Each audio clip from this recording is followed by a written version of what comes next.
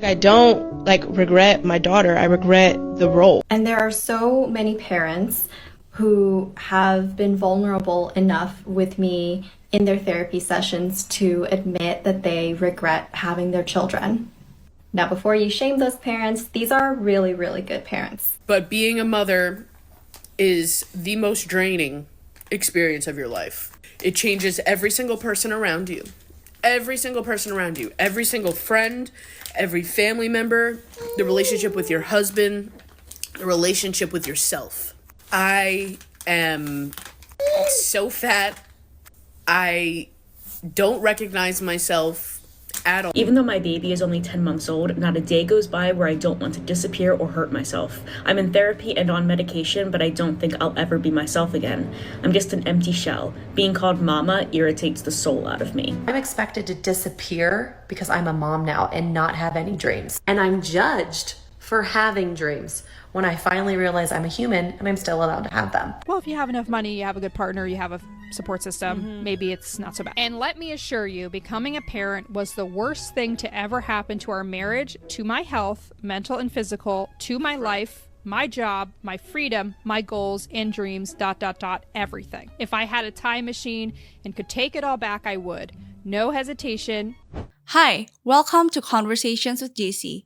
Hari ini aku pengen ngobrolin satu topik yang sensitif tapi aku rasa penting banget buat diobrolin, yaitu regretting motherhood atau penyesalan menjadi ibu. Topik ini datang dari risetnya Orna Donath, seorang sosiolog dan penulis yang sempat bikin heboh dunia. Jadi, regretting motherhood itu bukan berarti seorang ibu jadi benci atau nggak sayang sama anaknya. Bukan sama sekali. Mereka tetap cinta sama anaknya, tapi mereka tetap menyesal dengan kondisi menjadi ibu itu sendiri. Beratnya tanggung jawab, hilangnya kebebasan, sampai ekspektasi sosial yang begitu besar yang membuat banyak ibu merasa terjebak. Banyak orang masih bilang, kalau nggak punya anak berarti egois dong. Padahal, penelitian justru bilang sebaliknya. Amy Blackstone, profesor dari University of Maine, nunjukin bahwa yang memilih child free itu biasanya datang dari refleksi yang dalam tentang kesehatan mental, kapasitas emosional, sampai core value seseorang.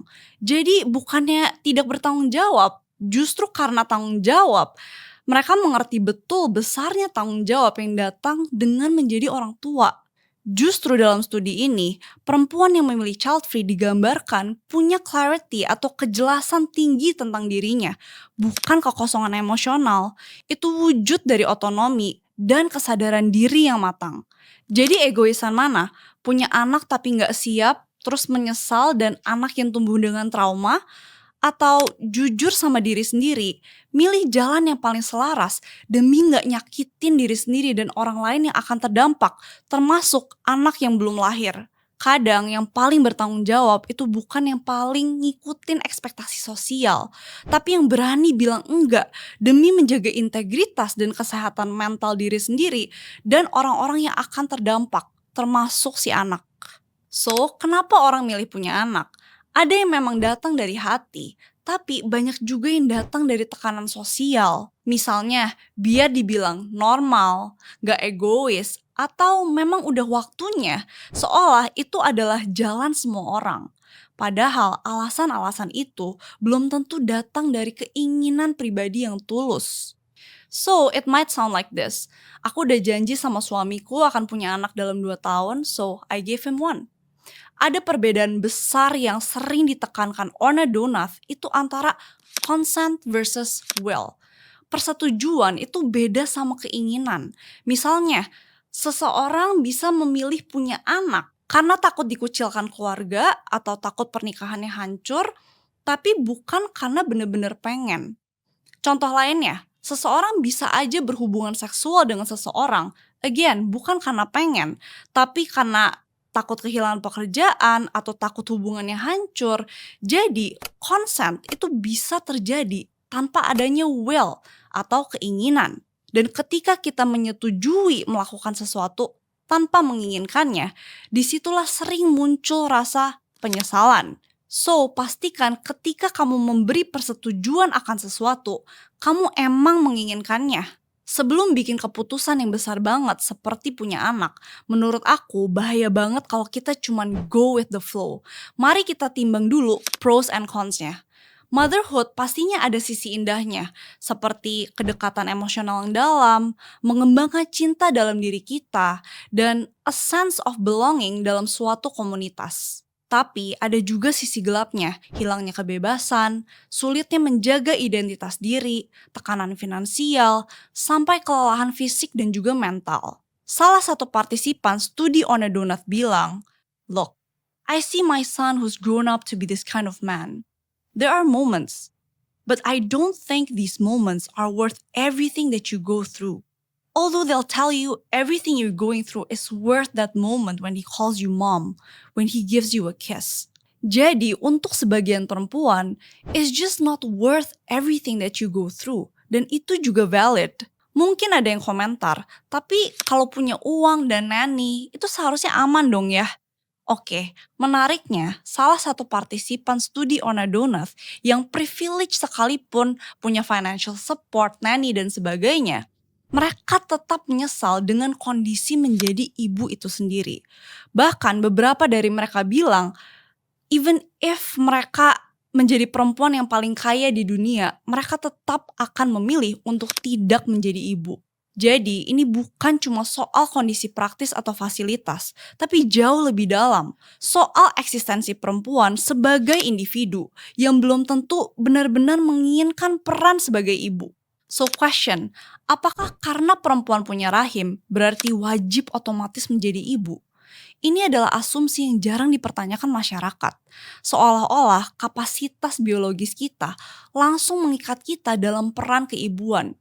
Ini bikin banyak perempuan merasa terjebak dalam ilusi, seolah-olah mereka gak punya pilihan. Padahal ini adalah suatu bentuk tirani biologis. Perempuan sering dianggap sudah seharusnya siap untuk meninggalkan identitas mereka sebagai non-ibu demi bisa naik level dan dianggap utuh sebagai manusia. Seolah-olah fulfillment hanya bisa diraih melalui peran menjadi ibu atau motherhood. Padahal kenyataannya, ada loh perempuan-perempuan yang gak pernah bisa merasa nyaman dalam peran itu. Bahkan salah satu partisipan studi On a Donut mengaku bahwa dia gak pernah bisa merasa nyaman dengan peran ibu sampai menjadi nenek sekalipun. Dan itu juga pengalaman yang valid, yang patut diakui dan juga dipahami. Mothers adalah manusia, bukan objek masyarakat. Mereka bukan cuma alat produksi untuk generasi selanjutnya. Women are not objects intended to service another person's life. Mereka berhak untuk menjadi pemilik penuh atas pikiran, perasaan, dan tubuhnya sendiri. Makanya penting banget untuk berani ngomongin soal penyesalan. Karena kalaupun kita nggak ngomongin ini, toh kenyataannya tetap ada. Dan ketika kita nggak ngomongin ini, justru para ibu kehilangan hak untuk tetap terhubung dengan pengalaman dan pemahaman mereka sendiri.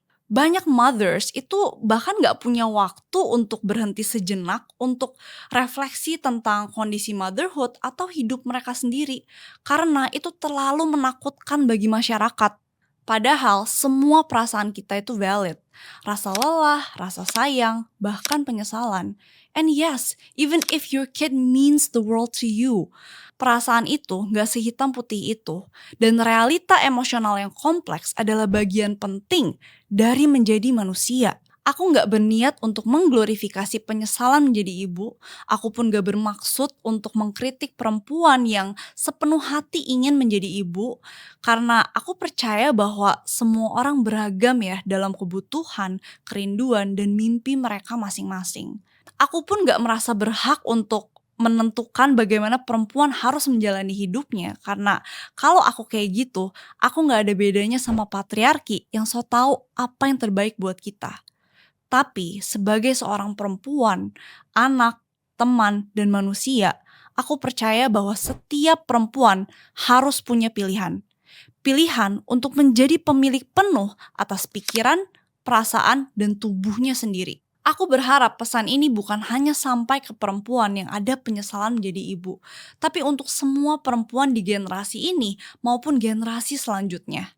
mereka yang ingin menjadi ibu, mereka yang masih berkontemplasi, dan mereka yang tidak menginginkan peran motherhood. Supaya kita bisa membuka jalan baru, jalan di mana kita bebas berjalan, berbelok, atau berdiam sejenak. Karena pada akhirnya kita perlu menjadi pemilik penuh atas keputusan dan hidup kita sendiri. Itu tadi sedikit refleksi tentang regretting motherhood. Semoga obrolan ini bisa bikin kita lebih empatik dan berani menghargai pilihan masing-masing. Thanks for tuning in, and kalau kamu suka obrolan deep talk kayak gini, please support me by liking, commenting, and subscribing to my channel. Until next time, and let's keep growing in love.